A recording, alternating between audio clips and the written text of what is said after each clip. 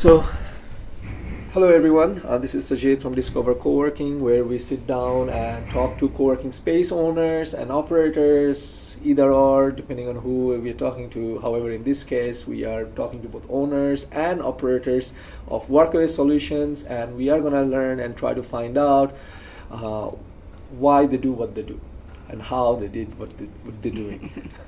So, with that, I have Nora and Susan. So please, thank you for giving us the time and opportunity to talk to you. Please, share a little bit about your background and what brought you to WorkAway. Great. So my background is quite varied, but the last 15 years or so, I've been working in the franchise industry. So working with franchise owners specifically, but also franchisors who are expanding their brand and helping them grow and doing operations to help support these local business owners in their community and to grow their own businesses. Cool.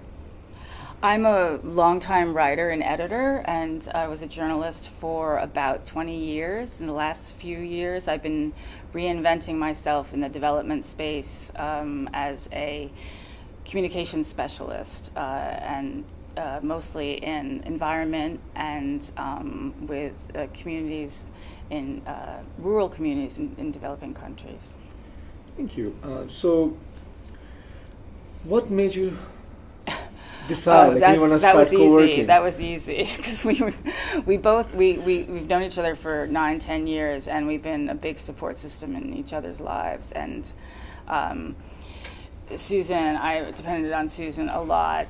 My daughter babysat her babies, then she helped me with my kids, and if someone had a very important meeting, at 7 p.m. at night, we always knew where the kids We had our own co-working village. Yes, we had a co-working village. We just didn't know it. And do you want to continue with that? Yeah, I mean, so we would co-work at each other's houses, various times, but we both primarily worked from home. And so one day, it was June of last year, it was a year ago. Yes. We had gone to a cafe because we just needed to get a change of scenery, get out of the house, and just go work somewhere. So we went to a cafe, and we ended up spending like $40 on food. And I was like, this is crazy. What are we doing this for? We need a co-working space. Right. And so they're really the closest co-working spaces, and we live about 10 minutes from here. So this is definitely, very much our kind of neighborhood. But the closest ones to here were a good 20 minutes away. And so that's how it was born and moved very quickly from there because I don't do anything slow.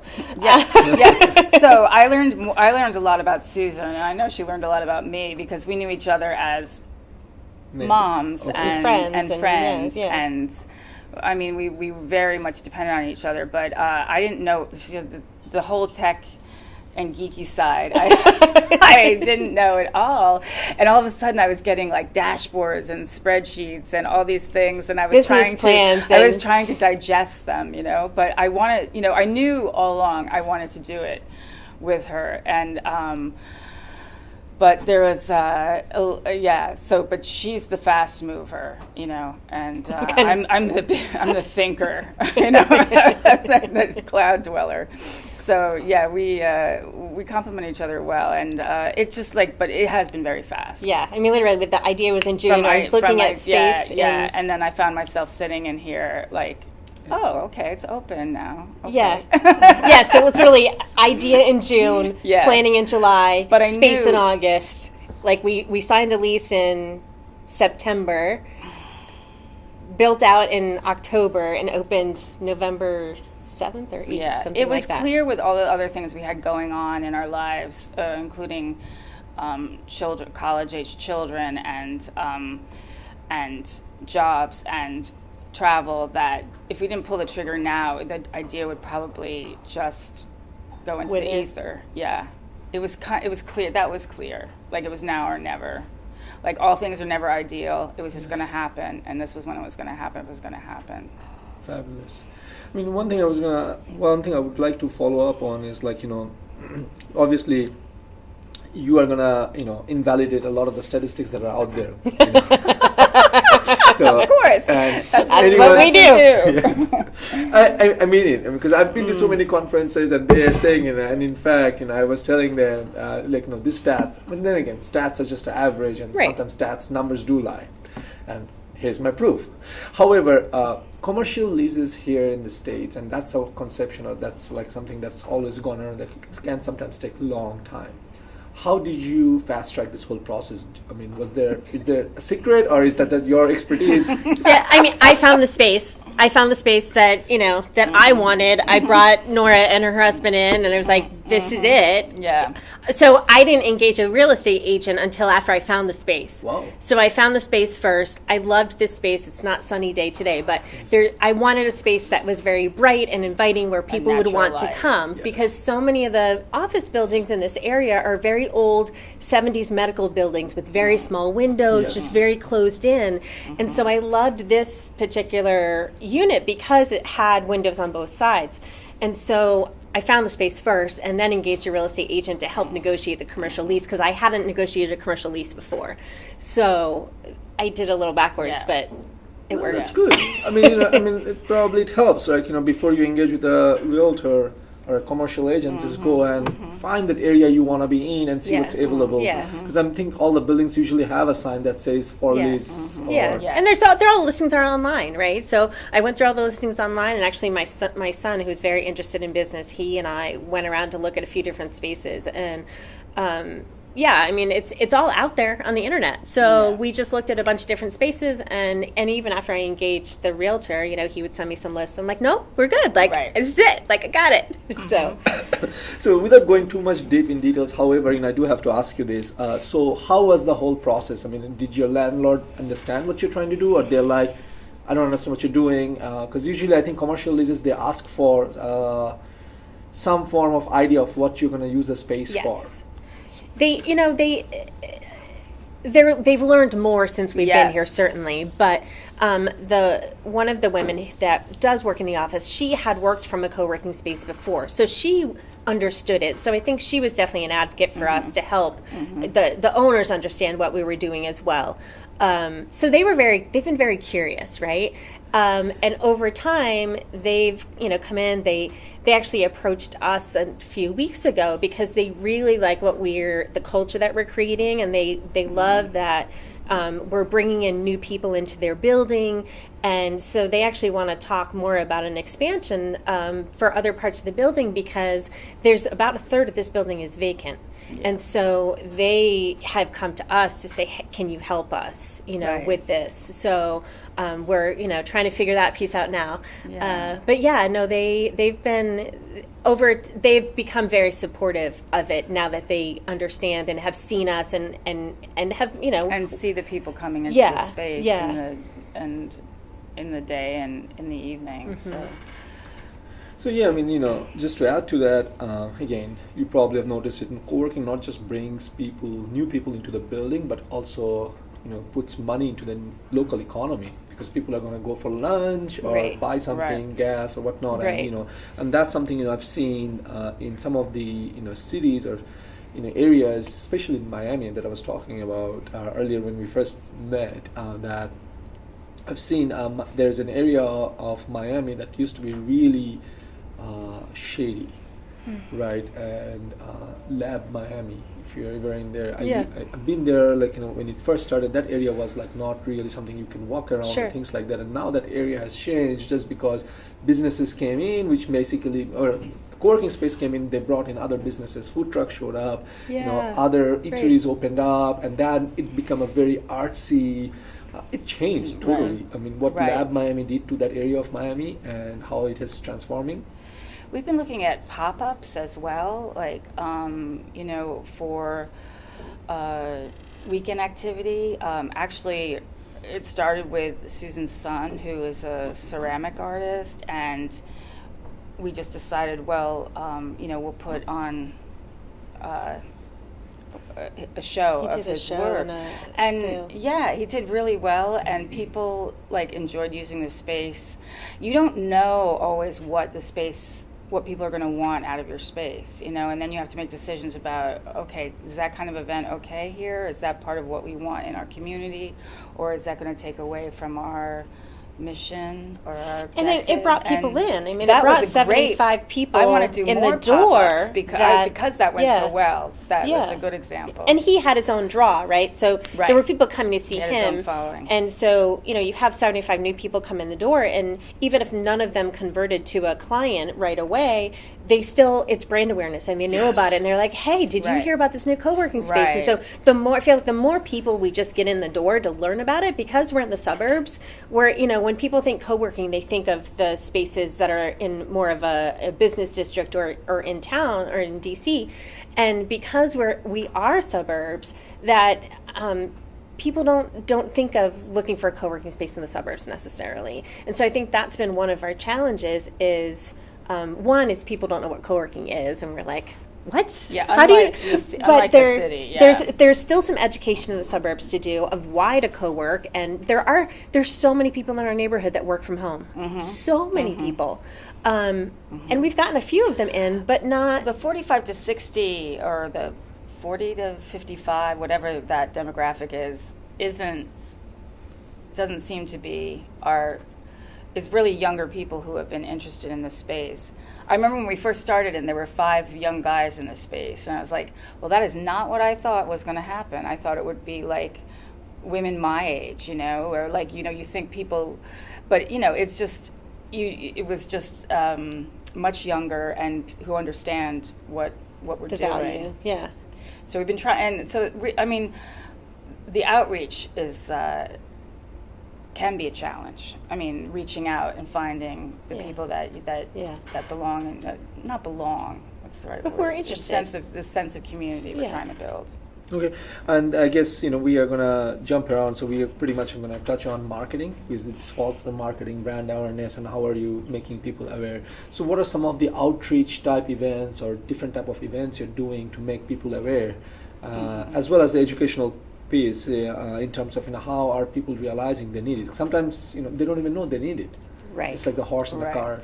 Right. Exactly. I mean, honestly, our best conversion or best way to get people in the door are the coffee shops, or to go to the coffee shops and hand out a day, you know, see who's there with their laptops and say, hey, here's a day pass for WorkAway. Why don't you come check us out? Yeah. You know, so we do. So I feel like we do. You know, we've talked to some other businesses. So there's a doggy daycare down the street.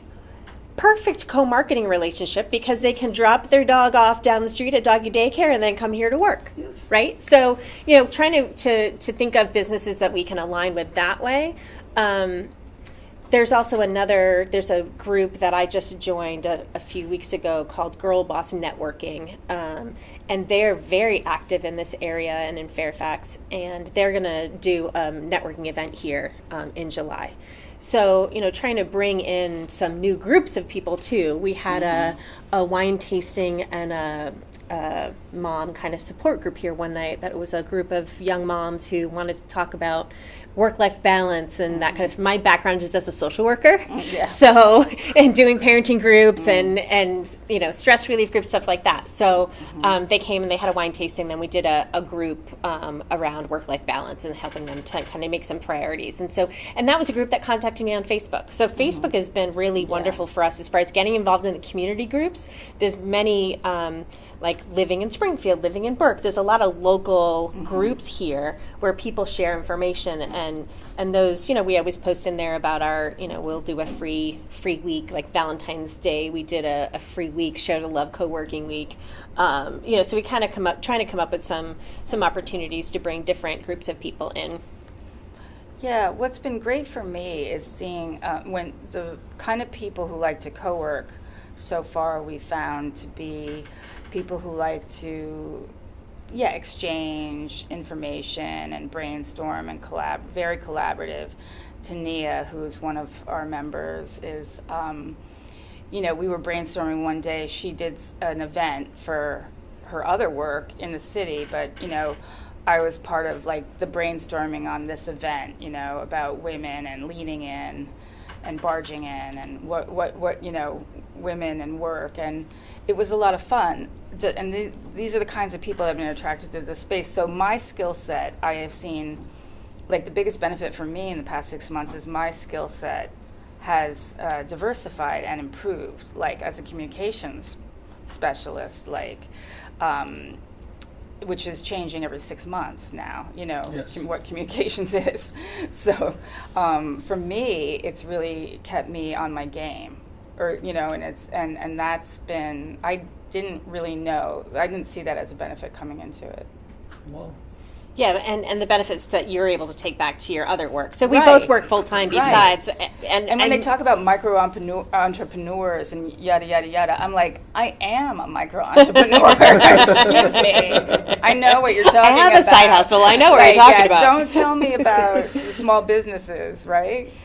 Because, it puts you in another level. Yeah, I think, I agree with you. In this day and age, you need to have something on the side and also have a skill that you can always... That's the thing.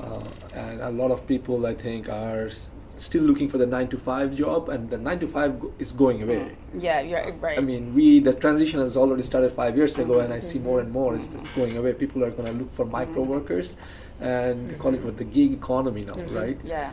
So you need to have skills that can, people will hire you for a certain period of time to do the things like that. Now, since as we touched on gig economy, and again, we jump from marketing. Yeah, no, into it's all gig it's all economy. it's all mixes It's together. all mixed together because things are topics are, and I'm writing it down so that we can come back some of the topics that I want to touch again. But do you see a lot of what kind of members do you get? I mean, is it people who are looking for who are independent workers, the professionals, or small businesses, or is it a mix? We have a really nice mix, actually. So we have 2 folks who are here who have DC offices, and so they'll come here a couple of days a week, go into DC a couple of days a week.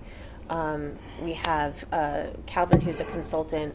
We have another gentleman, Chris, who he works full-time as a marketing person, 3 days, well, not full-time, I guess, part-time, but works for a bank as a marketing assistant, and then he has a side gig of doing SEO and websites for people, so he's usually here on Tuesday, Thursday. So we've had a nice mix of people from different types of situations.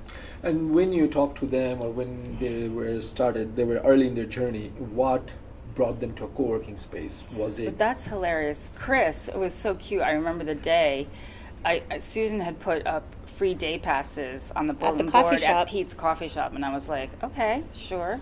And he walks in with his partner, and they both had the 2 free day passes she put up, and they're like, hey, this is just what we've been looking for. We've just been wanting to do this. And they were working at Pete's, which is like sometimes, door to door, people working and talking and on Skype. And so we're tapping into that. Because there's frustrations. I know there are frustrations. Fighting for the outlets at the coffee shop. We have the first thing that we did, which was having 4, just this ultra speed Wi-Fi. That's like the coffee and the Wi-Fi. If you don't have that, then you don't have anything, right? I mean, even not hard to figure out, but you need enough capacity that it never fails, I think, and it never has failed. Just once. It wasn't anything we could do about it. When the blackout with the storm, yeah. I mean, that's an act of nature. Yeah. We cannot do anything about it. Cool. I think I like the idea of reaching out to coffee shops, bulletin boards. Something new, pretty out of the box thinking. Well, it's like old the school. Grassroots stuff, right? And so when I was growing, fitness businesses, that's what we did. I mean, that was before Facebook existed. So if you're growing a small business in a community and you're trying to find moms who want to, a pre and postnatal workout, I mean, we literally would go through neighborhoods on recycling day and see who had diaper boxes or formula in their recycling bin and put a flyer on that door, because I don't want to waste my flyers. I'm going to put a flyer in the door of an elderly couple. That's not my market, right? So, so just that grassroots of like, okay, where are my people?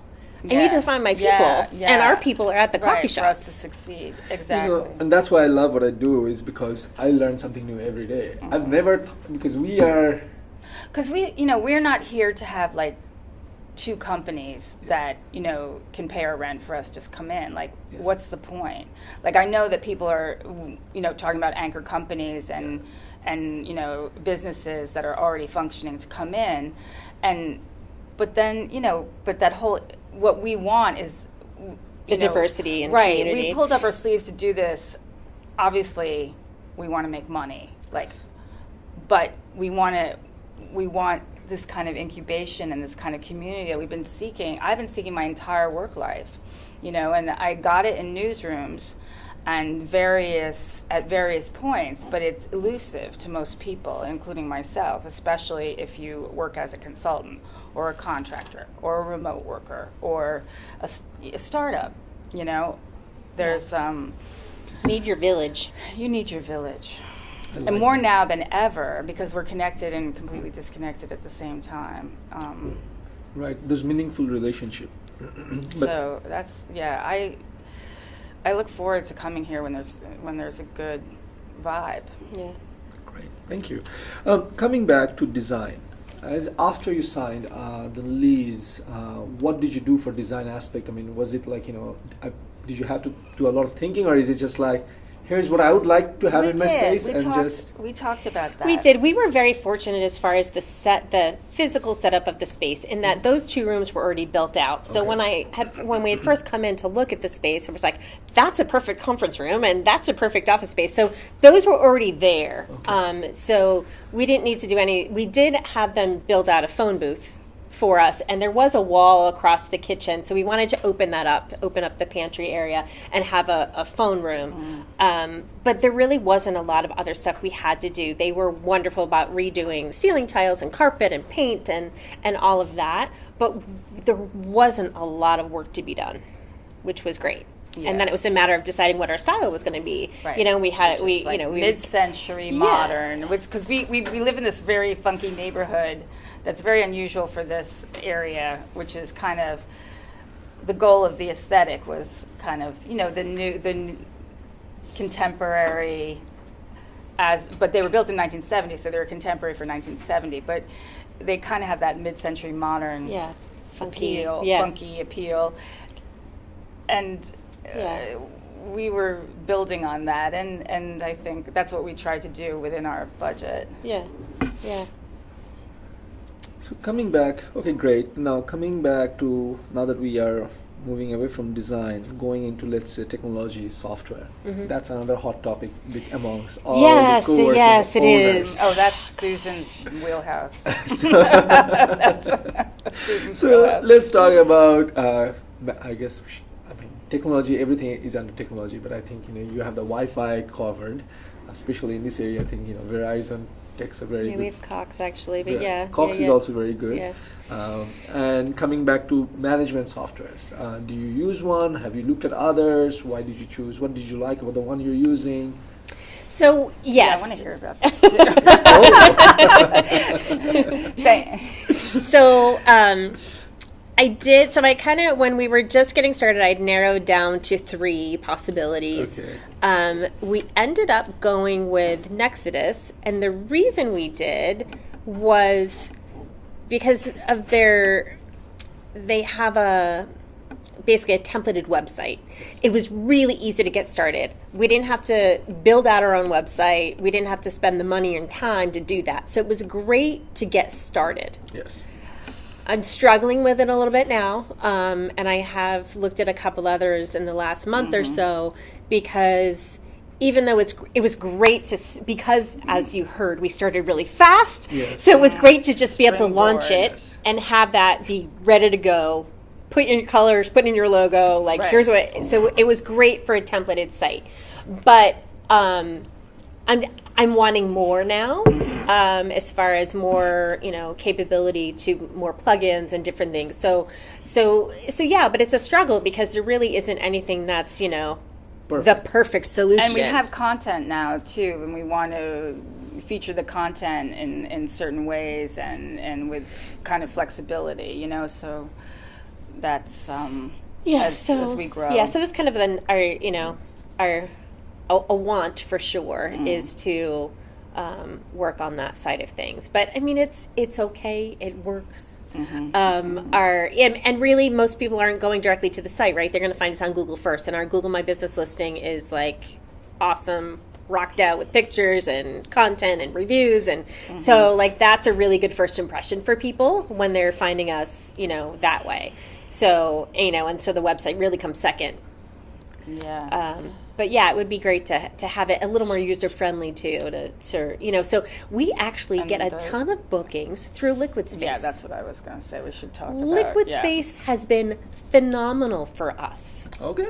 Yeah. And it's easy, right? People just go on the space. It's easy. It's app based. It's an app. It's easy for them to book. And we get a lot of conference room bookings. 4 or 5 people. The first group we got, correct me if I'm wrong, they were meeting in the library, and it was just too. I'm pro library, obviously, but when for certain meetings, it's just the libraries wasn't conducive.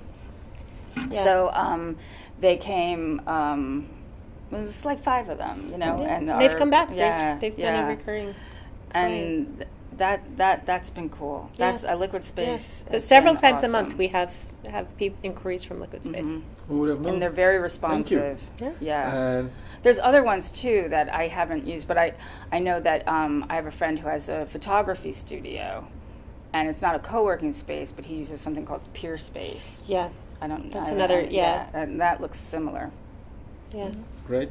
Cool. We talked about. Let's talk about culture, community culture. Maybe that's what we're aiming. Yeah, that's yes. our. What are your thoughts? Can you share anything, or is it too early to share? Or where do you want to see WorkAway move towards? Yeah, I mean, community is. It's.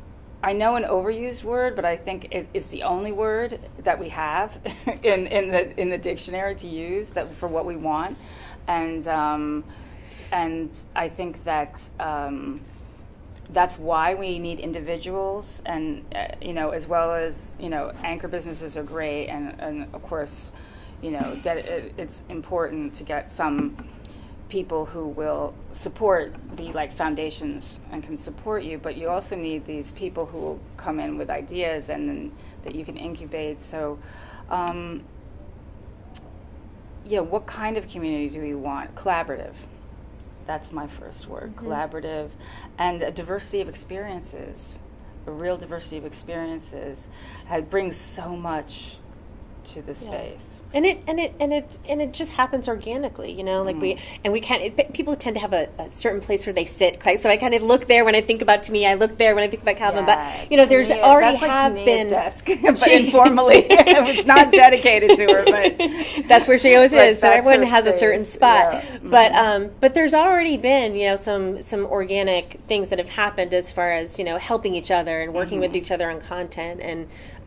Asking Chris about SEO stuff, and so it's been great to make those introductions. I mean, that's what I get so much joy out of someone new coming into our space and being able to introduce them to other people, and just have that spark of like, wow, that's really interesting, and to make those connections for people. I mean, that's what I'm a connector anyway. Like just in what I do, like franchise industry, like that's that's who I am, and so I love that. And I think informally, I like to mentor people, especially in writing. And there's content, and then there's storytelling. And I work with a lot of my younger colleagues who help me on the technical side, and I help them on the storytelling side, because that's kind of archetypal. It doesn't change really.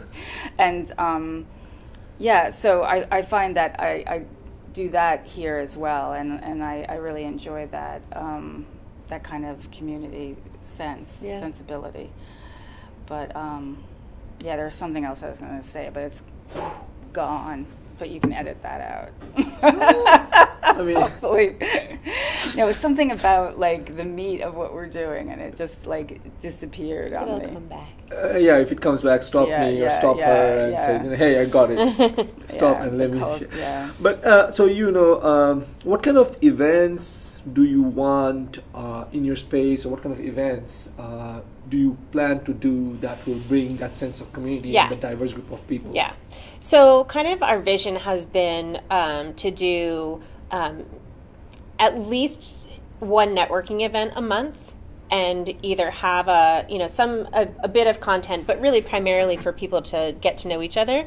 But I've also had this vision of like the conference room doing like some lunch and learns of like, hey, let's have lunch together and let's talk social media. Let's have lunch together next week and talk, Finance 101 or, so those kinds of topics of people who are, getting started or just wanting to share ideas. Like, I don't even see it as someone like presenting to people, right? I see it as like the room is so rich with people and ideas. Like, I want to facilitate that room and have people share and have it be a learning environment, peer to peer. Like, I don't see it as, certainly we could have speakers come in for certain topics, but I feel like everyone has something to share and contribute. Yeah. And so, I would love to get to that point where we have enough folks where we can do those kinds of events. Right now in our space, Monday through Thursday nights, we have a data analytics class that meets here. So so we haven't done networking events, while they've been here, because we did a Friday night happy hour, which was fun. But it's certainly harder to get people out on a Friday night than another night of the week. So, that's kind of hampered. We had a big decision to make when we took on hosting that class, because it's a 10-week course. And because we knew it was going to change our culture a bit, right? It was going to change that we couldn't do those networking events. And we had to kind of put that on hold for a bit, but we also needed the cash flow. Yes. So you have to make those hard decisions, right? Yeah, thank you for being so frank. It was absolutely, the timing couldn't have been better for that, because we needed the cash flow. And we also needed a little more time to build our community. I think that's the right choice. And actually, there might be some people from this who join the community, or if not, certainly there's been an interesting vibe with this whole, because they're very... So there's 50 people in our space every week. So there's a Monday, Wednesday class and a Tuesday, Thursday class. So 25 people in each class. So in their jobs, they can't work remotely. But gosh, if 5 of those people told someone about us, so it's the exposure. They're all very comfortable here now, and they ask a lot of questions. They enjoy being here, and if the lifesavers are gone, they're upset. It's like, where are the lifesavers? Like, okay, it's nice. For me, there are 2 things I wanted to bring up that I just remembered. One was, we are women owned, and that is very important to me. And we haven't talked a lot about this, I don't think. But at the same time, we're not a women-only business, which is a new thing in co-working. It's actually a trend to do women-only spaces, but that wasn't our vision. I think proud to be women-owned, but it's not a women's space. All of our first members were men. All of our first members were men, which was great, because I think that it wasn't what Nora expected. No, it wasn't what I said. She's like, we created a man cave. What did we do? I know, it was like a man cave the first month, and I was like, we just need that wheel table, it just was funny, because you just don't know. You have expectations, or I thought a bunch of 40-year-old women who work at home that I know would come, but they didn't. It was men who I don't know. So you have preconceptions about how this is going to work, and it's different. It's always, for me, it's always different. But that's the part that has and been I don't great. focus on the women owned as much. Like, yes, we are, and yes, it's a thing. But I don't ever use that or express that as much, I think, as you do, because I don't want anyone to. Because our core group is men, I don't want anybody to feel like, oh, well, they're getting on their high horse about women owned, right? No, yeah, we are, and it's reality, but it's true, not. But people bring it up to me like, oh, well, you're women owned. I'm like, yeah, that's right, we're women owned. Well, in this, but part of it in this area being women owned is people think it's a huge thing here, and people ask you about it because of all the government contracting stuff, because you get extra gender. Yeah, so you get extra points right. if you're a women-owned business or you're a minority-owned business or you're a small business. So this culture in DC, because people are in the government space and in the contracting space, that's why I think it's a bigger deal to them than maybe it is to elsewhere. Us. Yeah. It is. I mean, I'm proud of it. I'm certainly proud that we're a women-owned business, but I never thought it was out of my reach to have my own business. Well, for me, yes, absolutely. I did. So that's fun, because not that I thought it was out of my reach. I was just the writer, the editor. I was a journalist, and just had a different kind of trajectory. Owning a business wasn't that I didn't think I was capable of it. Wasn't in my until recently, which just shows you that how it's more about the reinvention. I love the reinvention part as well, which is really cool. The other thing I want to mention is that I also see, and this is when we're more. I see this like a year from now, but there's the whole, because I'm a writer and editor, the whole salon aspect. We're in the suburbs, and there's a lot of articles now from Wall Street Journal and other business trades that, co-working has come to the suburbs. But literally, co-working has just come to the suburbs, so it is a different experience. It's not DC, it's not New York, it's not Miami, Right, but also the way you said that made me think too of it has just come to the suburbs, but it hasn't. It's always been in the suburbs, but it's been in people's homes. Yes. And so it's been here, but because it's traditionally been in the homes and in coffee shops, it is new to have a co-working space. Right. But I think the concepts of co-working have been around for a long time. Yeah, I think it's just having a place for people to come to, other than what just happens naturally. Right. Like we had our co-working lunches with the other neighbors. Like we had our little that's true. co-working. And that's the kind of thing that atmosphere I'd like here too, like salon. Like I'd like to do sort of writing workshops, and there's plenty of content. There are content people here, there are writers here, there are plenty of people who don't write and want someone else to write for them. So I would like to do writers' workshops, and also, book. We have a lot of friends writing books and publishing books, and it would just be fun to bring them out. Politics and prose is pretty far, and there aren't any bookstores around here. So I would like to bring in writers as we grow, and that will be fun. Yeah. Well, a lot of great ideas. I mean, I'm just. Yeah. I can see why the group that comes in the evening for analytics became so comfortable because of you two. I mean, you guys bring in this energy. I mean, no, amazing. They're fun. They need Band-Aids. They need stuff. They need stuff when they come in. They've had a long day. It's cute. They all come after work, so they come pretty after work, by the and they're time spent, and they've been in traffic. Okay, cool. Okay, let's moving on. Cool. I have so many things to talk about. So let's talk about if you were, and you touched on it a little bit about the co-working has been in suburbs and it has arrived in suburbs. It's just like, I think we're giving it a formal name. Yeah, now. right. Before we knew, hey, let's work together. Hey, let's do this, and now we're giving it a formal name and putting a label around it. Yeah. Looking into your crystal ball, what do you think is going to happen? And this is, again, your own vision in terms of what's going to happen to co-working in the suburbs as well as the co-working as a whole. I think it's only going to grow. Yeah. I really do. The way, and the real estate market is telling, right? The commercial real estate market is showing us already that, people are, that work is changing.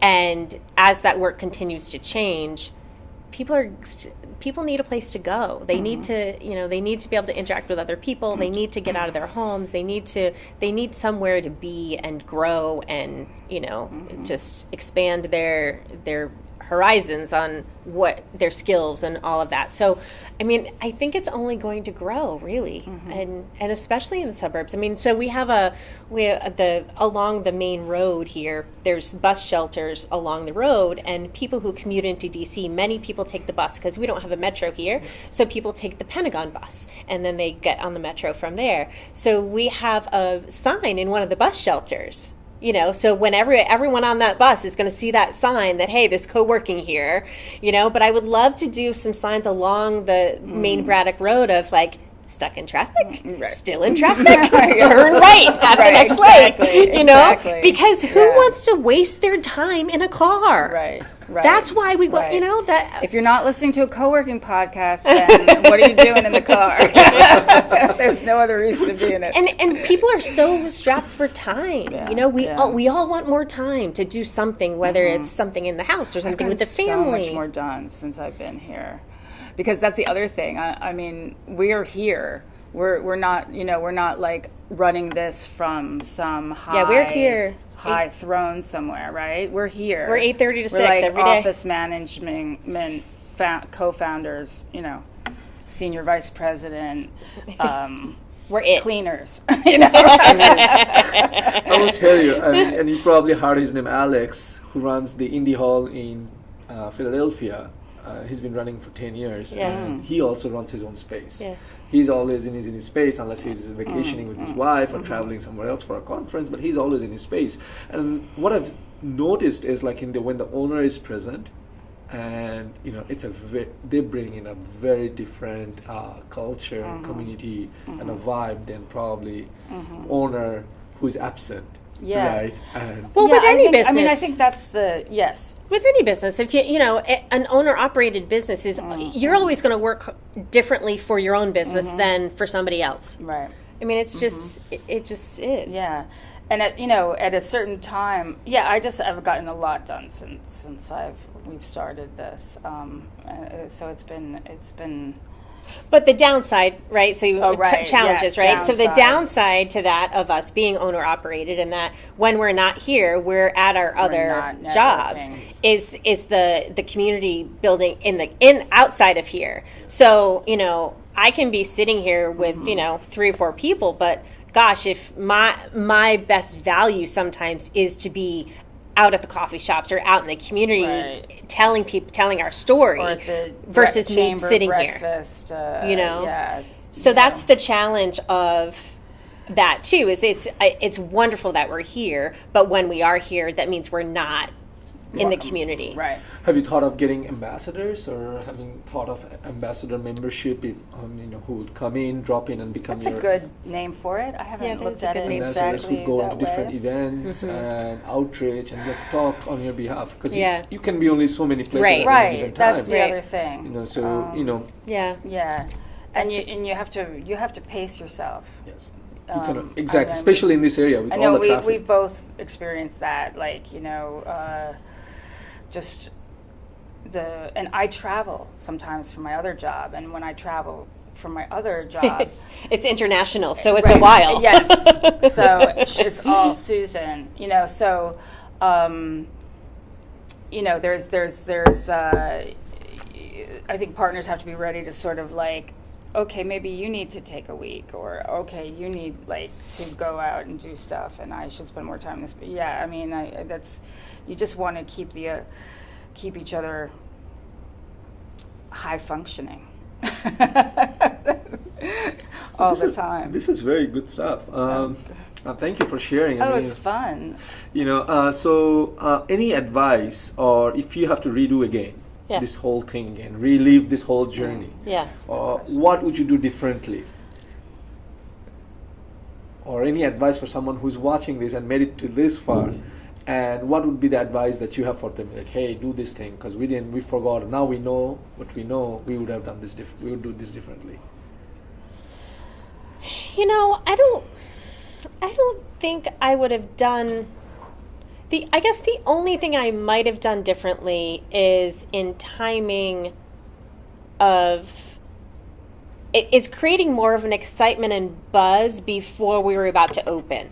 I think because when So we opened in November, but in October you were in Cambodia, I think. And I was doing furniture. The furniture was coming in and putting stuff together, and our kids were various kids who were helping, and I think who could use an L wrench. That not everybody can do that. And trying to create a little bit more excitement and buzz before we opened, but then again, I don't know that would have changed anything. So but other than that, I think there's no regrets too, because like I said, it was clear to me that it was happening, whether you were hopping on board or not. Well, here in Cambodia, right, it's happening. Right, Susan is going to move forward. Exactly. The train was moving. The train was moving. That is for sure. With you or without you? Exactly. Hanging on to the caboose. Right. Exactly. That's true. That's true. Okay, no, but that's good. I mean, I think it's also something very, you can always have a little bit more excitement, more buzz, more marketing, because you can never go wrong with. You can never do too much. Exactly. No one ever said, "Oh, I have too much marketing." No one ever said, "I have too many customers." No. Even Apple loves to do more marketing, even though they have people lined up around the corner. Cool. So I think that brings us to the end of our whole conversation. One thing I like to have started to do is anything that any asks, anything anyone who's watching so far, still listening to us chatting. If there's anything we can do for you? What can we do? How can we help?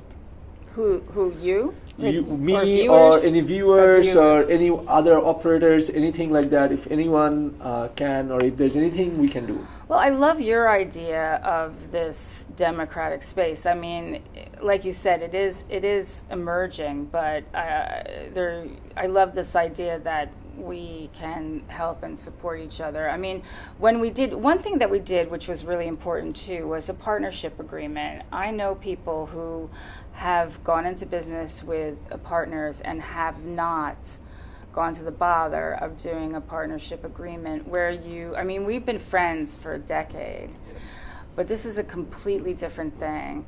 And so we went to a lawyer co-working space in Alexandria because we thought, let's keep it in the movement, right?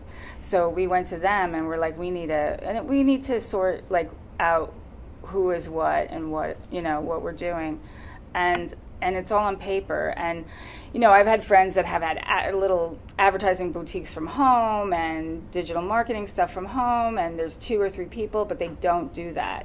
And then that I highly recommend that. I think it's important that you sit down and put it in writing. Have an operating agreement. Yeah, or a partnership agreement or something where you know who is the managing partner, or who is doing the day-to-day, or if you're both doing day-to-day, or so who's on first, who's on second, who's on third, and then when there's a home run, everyone's happy.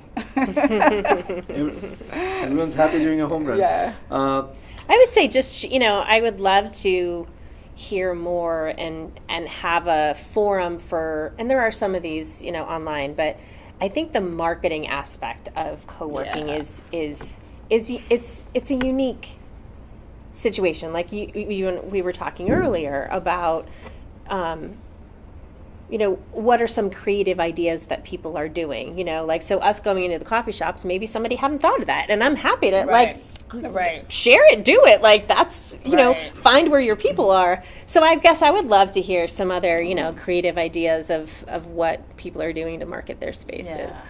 Cool. I also want to open it up to pop-ups. Bookstores. I really want a pop-up bookstore here. Nora has wanted a bookstore for years. So the one business I was always going to open, of course, before they died, was the bookstore in Clifton. She's known this the whole 10 years. It's all I've talked about is my bookstore. So this has to also eventually somehow be my bookstore. Well, I will tell you, whether people are reading the books or not. I still love to read books whenever I go to my library. I just love the section where they have books for sale. Yeah. And I will tell you I've gotten some really amazing books that I would not have known about or read for $2 a piece. Right. Yeah. That's valuable. Yes. Priceless, I'll Yeah. tell you. Yeah. It's funny because I carry my iPad and most of my books are in Kindle. Sure. At the same time, whenever I'm going at the library, I just bring home like 10, 15 books and guess who's unhappy. Yeah. All right, because someone's unhappy because I'm bringing in all these books and stacking them up. But first time we tried to get a personal loan, we were like, what do you have for collateral? And my husband was like, $3,000 worth of books. And I was like, okay. No loan for you. But Susan, I will, like I said, our mission is to share knowledge and democratize this whole knowledge about co-working spaces, because it is a very unique industry. It's just not B2C, it's B2B to B2C, because we're talking business to business, business to person, and then again at the same time business to business as well. So it's a very weird, complex industry, and we will keep on sharing information as we talk to more and more owners and operators and how they're doing things, and everyone's doing differently in different communities. And hopefully you will find some more ideas, and we keep sharing information in our Facebook groups as well. So thank you. Thank you very much for taking the time. Good luck to you with your space. Oh, thank you. Yes. Thank you very much. I'm gonna hit